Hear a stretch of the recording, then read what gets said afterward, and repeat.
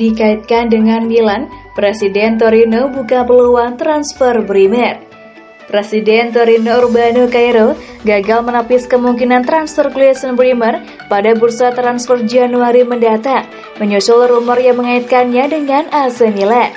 Dengan cederanya Simon Kjær yang membuatnya masuk meja bedah dan harus absen hingga akhir musim ini setelah mengalami kerusakan ligamen lutut dalam kemenangan atas Genoa.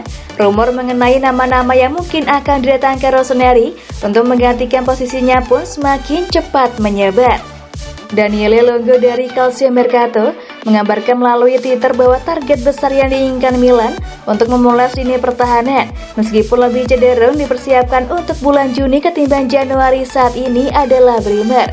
Meskipun mereka kini tengah mempertimbangkan mempercepat proses perburuannya dari Granata menyusul cedera yang dialami Kjær. Sebelumnya, beredar isu bahwa bakal sulit bagi Rossoneri untuk mengamankan transfer bek 24 tahun tersebut pada Mercato musim dingin nanti, mengingat Torino tidak ingin kehilangan pemain mereka pada pertengahan musim. Akan tetapi, situasi tampaknya telah berubah. Saat berbicara kepada para reporter pada acara Gazzetta Sport Award Selasa 14 Desember kemarin, dan Cairo pun ditanya mengenai masa depan yang mungkin menanti Bremer dan apakah pemain asal Brasil tersebut bisa pergi pada bursa transfer Januari mendatang, dan jawaban yang presiden mungkin sedikit memberikan harapan bagi Milan. Bisakah ia pergi Januari mendatang? Saya tidak tahu. Mari kita lihat. Kita akan membicarakannya pada waktu yang tepat, ujar Cairo.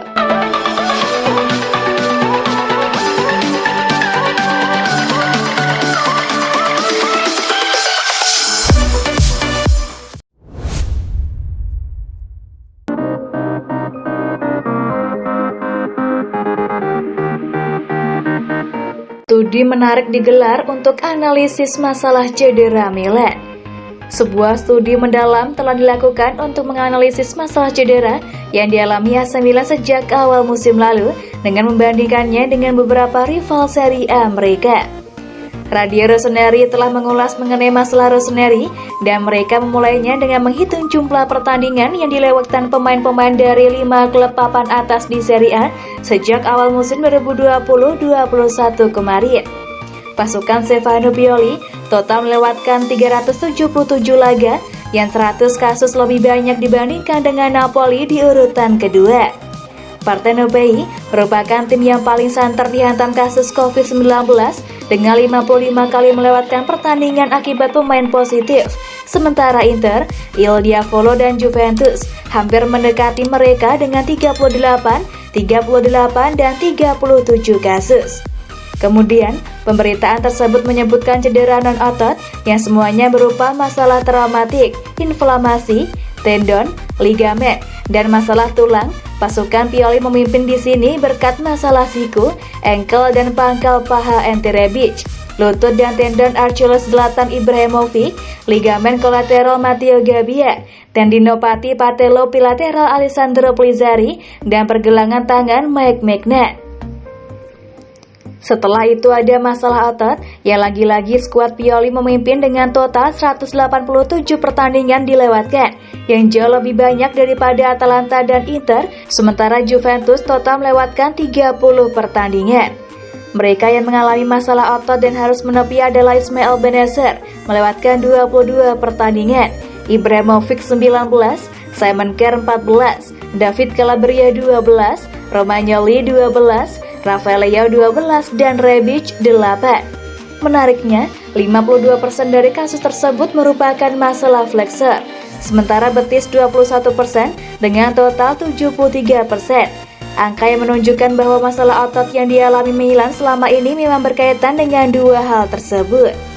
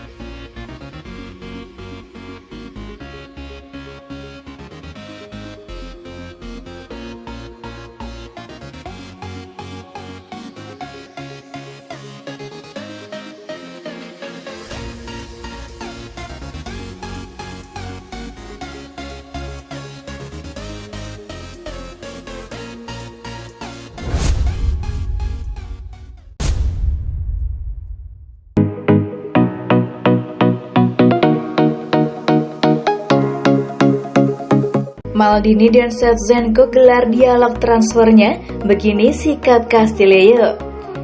Direktur teknis AC Milan Paolo Maldini dikabarkan tengah menggelar negosiasi dengan bos Genoa Andriy Shevchenko terkait peluang transfer Samu Castillejo. Saat banyak perhatian saat ini tertuju pada siapa yang akan didatangkan Rossoneri pada bursa transfer Januari mendatang, ada juga isu mengenai beberapa pemain yang akan hengkang yang layak diperhatikan.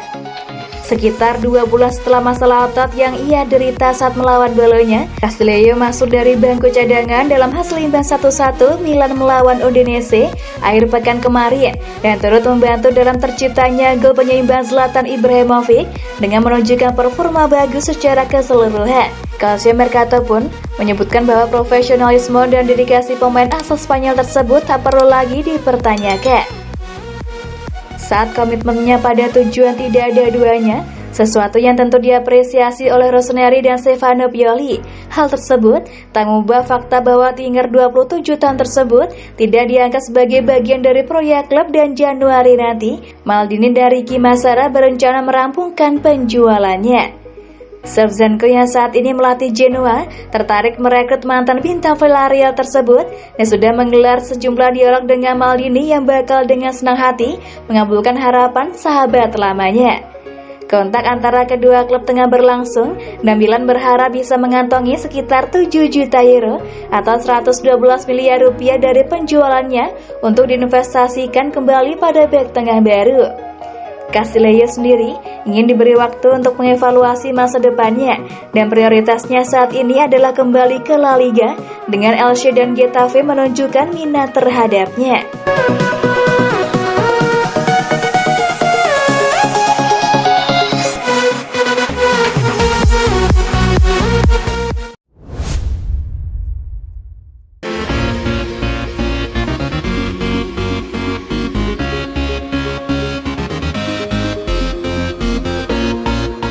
Fans masih cinta San Siro, AC Milan nekat bangun markas baru. Kendati masih ada sebagian fans yang menentang untuk meninggalkan San Siro, AC Milan masih kuat berkeinginan punya stadion baru. Langkah berani tersebut harus diambil apabila Rossoneri mau berkembang dalam hal prestasi di dalam dan di luar lapangan seiring dengan zaman. CEO Milan Ivan Gazidis memahami jika berpisah dengan San Siro tidaklah mudah, mengingat stadion berkapasitas nyaris 76.000 tempat duduk itu sudah jadi rumah bagi Milanisti sejak 1926. Akan tetapi, perubahan harus terjadi cepat atau lambat. Menurut Gazidis, membangun markas anyar sama pentingnya dengan memperbaiki filosofi permainan dan meningkatkan kekuatan finansial klub. Maka dari itu, ia berharap agar proyek ini bisa lekas rampung meski saat ini baru memasuki tahap awal. Aku adalah orang yang sangat menghargai memori, tapi merencanakan memori indah lainnya di masa depan juga penting. Kita harus memikirkan nasib generasi selanjutnya, ungkap Gazidis seperti yang dirangkum Football Italia. Apa yang dirasakan fans juga aku rasakan. Bisa kupastikan jika Milan akan menginvestasikan tak hanya uang, namun juga waktu untuk membangun sesuatu yang serupa dengan San Siro, tambahnya. Milan punya kepemilikan yang solid. Mereka sangat mendukung jalannya proyek ini, namun sekali lagi butuh waktu lama sebelum semuanya bisa selesai. Pungkas ex petinggi Arsenal itu kemudian. Wacana untuk membangunkan Milan stadion baru sebenarnya sudah isu lama. Bahkan sejak medio 2005 silam, kala Adriano Galliani masih menjabat sebagai CEO, Il Diavolo Rosso sudah mulai memikirkan untuk boyongan. Hingga 10 tahun kemudian, rencana tersebut masih terus diseriusi, namun pada 2015, pemilik lama sekaligus ex-perdana menteri Italia Silvio Berlusconi membatalkan semuanya. Padahal Milan sudah punya bayangan, mempunyai stadion baru berkapasitas sekitar 42 orang dengan Veltins Arena, markas Schalke 04 sebagai referensinya.